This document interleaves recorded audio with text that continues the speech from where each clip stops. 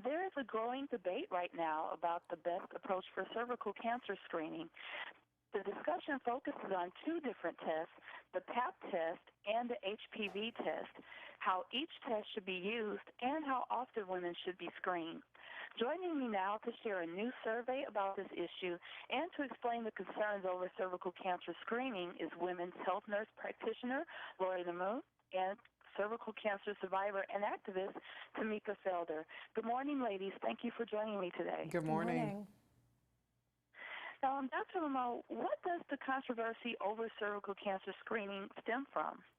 Well, there are two tests for cervical cancer screening, and most women and clinicians are most familiar with the PAP test. Now, that's the test that looks at the cells from the cervix and can detect early changes that could lead to cervical cancer, or can even detect cancer.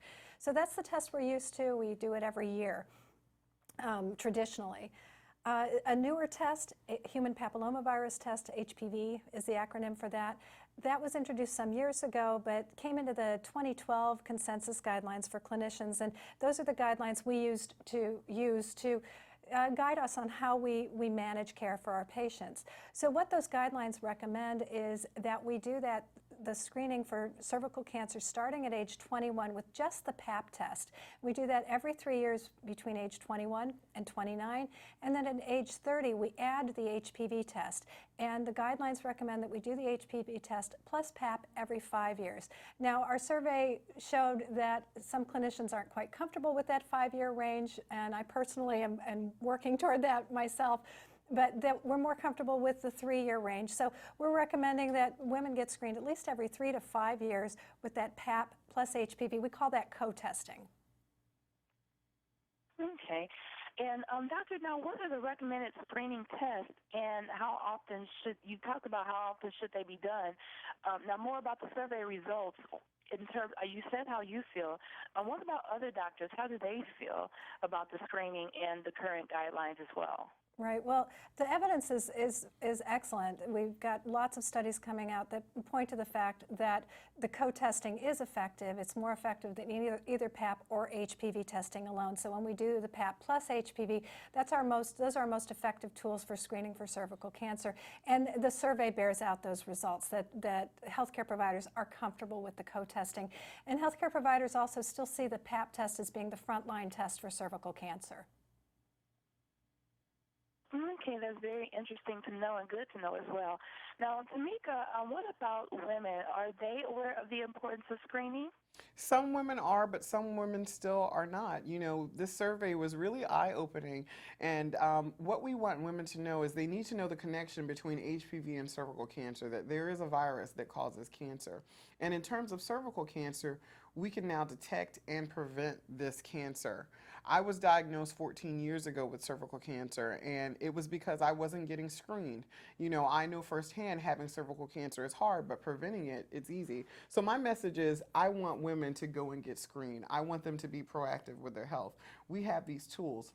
There are other cancers out there, they don't have diagnostic tests, they don't have vaccines. So we can eliminate this cancer. It's time for us to eradicate it and make sure that we be proactive with our lives. Yes, absolutely. Now, you mentioned that you were diagnosed 14 years ago. I'm quite sure that's one of the reasons why you got involved in this awareness campaign. Were there other factors that inspired you to get involved as well? Well, you're right. So when I underwent my radical hysterectomy, I was lucky. At the time, I thought it was the worst thing ever because I lost my fertility.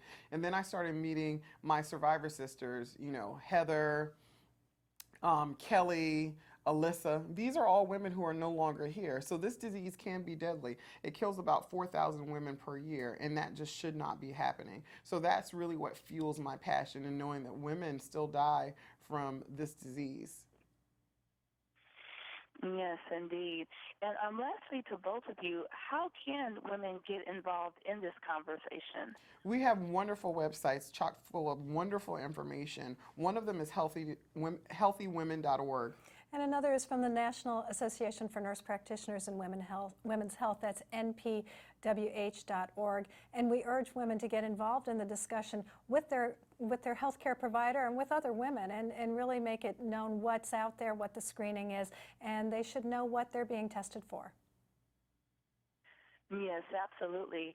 Now, it's important that all women get the facts about cervical cancer screening to stay up to date with the latest information and get the tools you need. Go ahead and now visit www.npwh.org or www.healthywomen.org. Thank you so much again, ladies, for joining me today. Thank you Thank for you. having us.